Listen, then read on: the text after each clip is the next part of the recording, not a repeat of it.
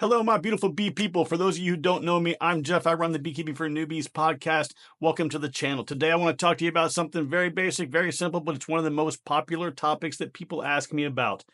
How expensive is beekeeping? Well, it's kind of like a lot of other things you might do. It kind of depends a little bit based on your taste and the choices that you make. But today, we're going to go after just the regular Langstroth hive. We're talking about a 10-frame setup. I'm going to run through all the numbers. If you go to the Beekeeping for Newbies webpage, there's a download section. In that download section, you can look at the spreadsheet that I'm looking at right now to give you these numbers. You can download that and use that for reference, but let's jump right into it. Okay, if you're buying, I recommend buying them in pairs. I usually tell people try to start with 2 hives if you can. The reason for this is if you have a problem with 1 hive, you can sometimes take resources from that hive and give it to another one. There's a lot of other things too, like being able to compare. You might see one hive is doing really, really well and the other one's not. If you didn't have 2, you'd have no basis of comparison. But we're going to go through both sets of numbers today so that you can kind of see it's only about a 25% uplift roughly if you want to go ahead and get 2. So let's dive into the numbers here. Every physical box that you buy, right? We have different size boxes or hive bodies. You can get shallows, mediums, and deeps. The deeps are the biggest ones. Lots of people will use those for brood chambers. If some of these terms don't make sense, jump into the podcast, start from the beginning, ask questions in our Discord room, and we'll get you up to speed. But these boxes that you buy, when you buy a group of them in a set, you can get to what you would call kind of a hive. Okay, now this is a real loose definition because sometimes you can do it in 1 or 2 boxes. Sometimes it's 5 or 6. We're not going to cover all that today.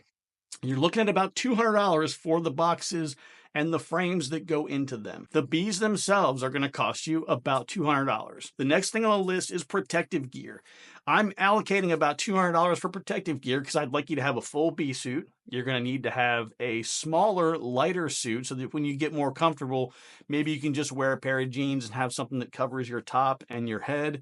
And as time goes by, you might just use a veil and you'll be perfectly comfortable doing that. But at the beginning, when you're afraid of being stung and you're actually getting stung a little bit, I recommend the full suit. So give yourself a $200 budget for protective gear. Now you're going to need things like a hive tool, a smoker, maybe a bee brush, queen markers, a couple little odds and ends here and there. Those little odds and ends, give yourself about $100 on that. Annual maintenance, you're going to have to do some painting. You're going to have to buy replacement parts. Again, a little bit of odds and ends here and there, things that are going to come up that you're going to be interested in. For example, if you want to catch swarms, you can go buy a piece of plywood. Again, those swarm plans are on our website in the download section. You can buy a piece of plywood and make 3 swarm traps out of a single piece of plywood. Buy some swarm commander or some other kind of swarm lure, and then you can get your bees for free. Again, whole separate discussion, but figure about another $100 just in some of those odds and ends. I'm going to allocate another $200 in treatments. This is going to be varroa mite treatment, maybe some small hive beetle bait to kill hive beetles. You might need to do some supplemental feeding in there somewhere, so you're going to have to buy bags of sugar. You may not have feeders. If you don't have top feeders, frame feeders, jar feeders, some type of a feeding system in place, you may need to buy some of those things. I like to use old pickle jars. I've got really large ones. I've got some of the smaller ones, but you clean them out really well because pickle juice and bees don't go too well.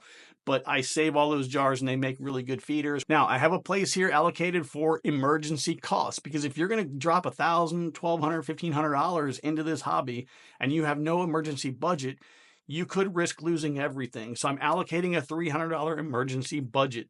As an example, we had somebody in our Discord room not long ago. Their hive was on a stand. A big breeze came through, knocked it off the stand.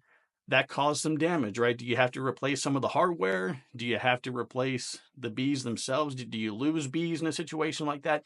Anything can happen, so give yourself a couple of extra dollars just in case. Now, I've got another $200 allocated for what I'm calling hidden cost. Some places you have to register your bees. You have to actually go and register and get like a license or a permit to have bees at your house.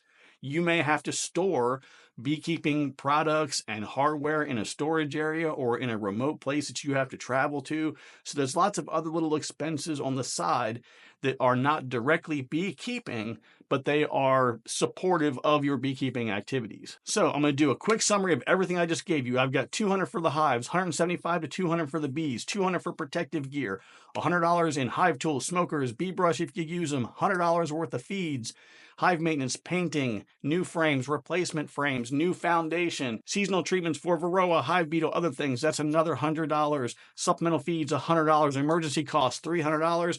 And what I'm calling the hidden cost, $200. This gets you to $1,575 for a single colony, or $1,950 for two. Now, again, these costs are going to be variable. You might be able to pull it off for $1,000 or $1,200. And then, like I just briefly mentioned about the swarm traps, if you haven't done anything with swarm trapping at all, check out the video at the very end of this. I'll have it linked as an end card. I'll also put a link to it inside the description, and you can learn how to go make your own swarm traps. So, folks, that's all I got for you right now. Check out the podcast. Take care, be kind to one another. Remember that I love you, and there's nothing you can do about it. We'll talk to you soon.